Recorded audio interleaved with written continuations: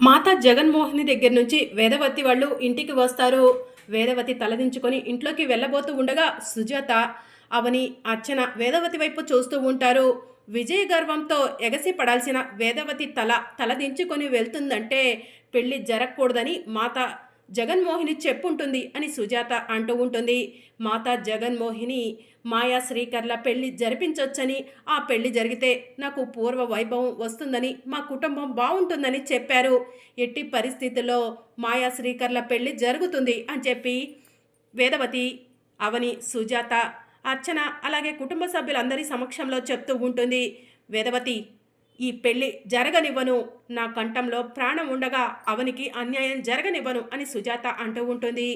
చూస్తాను, నువ్వేం చేస్తావో నేను చూస్తాను అని చెప్పి వేదవతి సుజాతను అంటూ ఉంటుంది. ఇక మరోవైపు అవని చెట్టు కింద పడిపోబోతూ ఉండగా చెట్టుని పైకి లేపి పెడుతూ ఉంటుంది. అప్పుడు శ్రీకర్ అవని దగ్గరకు వచ్చి, చెట్టు కింద పడకుండా దానికి పోషణ చేస్తున్నావు, కానీ మన ఇద్దరి బంధం బలపడటానికి నువ్వు ఏం చేయలేకపోతున్నావు. నువ్వు ఇలానే ఉంటే నేను ఎప్పటికీ ఆ మాయకు మన ఇద్దరం భార్యాభర్తలమని, మన ఇద్దరికి పెళ్లి జరిగిందని చెప్పలేవను అవని అని చెప్పి శ్రీకర్ అవనితో చెప్తూ ఉంటాడు.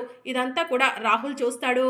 ఇక రాహుల్ అవని శ్రీకర్ మాట్లాడుకుంటున్న మాటలను వీడియో తీస్తూ ఉంటాడు. మరి అప్కమింగ్ ఎపిసోడ్లో ఏం జరగనుందో తెలుసుకోవాలనుకుంటున్నారా? అయితే ఛానల్ను సబ్స్క్రైబ్ చేసుకొని సపోర్ట్ చేయడం మర్చిపోకండి. Thank you for watching.